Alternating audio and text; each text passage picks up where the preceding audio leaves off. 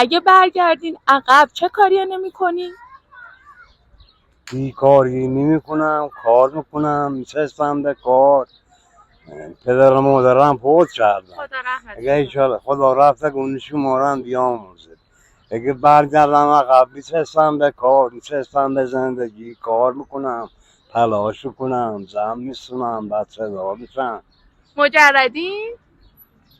بالا سر دروگه نگم متأهل بودم. از خانومم در اصلی چه بیکار بودم، تلاش گرفتم. در این حدی که گذروندم مهربونی و خنده زیاد و صمیمیت رو انجام نمیدادم. چرا؟ خب به خاطر این خیلی آسیب دیدم. دیگرانی که خودشون خوب میگیرن و قیافه دارن بیشتر احترام دارن. ما رو بیشتر دوست دارن ولی به اونا بیشتر احترام میذارن. چی بگم؟ چرا برگردم آقا؟ میگه الان خوشمون نیست. چرا برگردم آقا؟ یعنی الان راضین از همه چی؟ از همه چی خیلی راضیم. 80 سالم از خدا گرفتم. زنده باشی. خیلی هم راضیم.